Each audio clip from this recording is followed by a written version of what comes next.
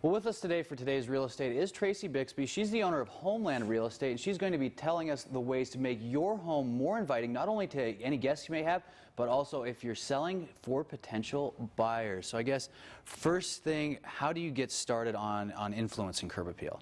Definitely, it's very important when you're getting ready to sell your home to make sure that the front of your home looks elegant and clean, well swept, garbage bins removed, repair some concrete if you need to, some things like that, so that when buyers drive up, we recommend parking on the opposite side of the street, so the buyers can get a full view of the front face of that home.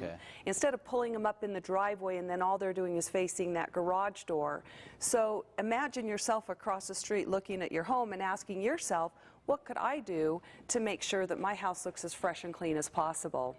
All right. So does the eye kind of, when you're sitting across the street like that, does the eye kind of gravitate towards the little things, like you say, the chipped concrete or the dry spot in the lawn? Does the eye kind of go that way? Yes, it does. Absolutely, it does. And people oftentimes overlook that their garage door has gotten dingy. And actually, metal paint is out there available at several of our paint stores. You can power wash that off, use some 409er cleaner to get the grime off of it, then give it a fresh coat of paint, whether you go right back to the white that it is, or you add a spark of color with a taupe or something that kind of blends with your siding. Makes it super, super attractive. And speaking of doors, the front door you've mentioned before is a big thing. My wife, she has a thing for doors. Talk about how that influences. Yes, absolutely. For a long time, people were buying the steel doors and putting them up with their pre-finished white color.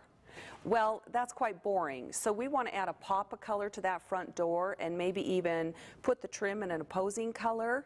And there's some really fresh, bright colors that are on the market that are really attractive on the homes. Some of the royal blues, some of the bright reds, and even some of the deep, bright greens. So I've seen a lime green, bright blue. I mean, these colors are more in the primary family, where before we were seeing a lot of the muted, softer colors. And it just really makes the front of the house go pow. Can you go too far with that though? Like the neon yellow door, probably not quite a good idea.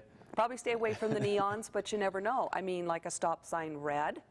Those colors are really quite vibrant. So of course it's going to depend on the overall view that you get of the front of that home. So make sure you've got pots full of flowers. Make sure that you do the repairs to the concrete.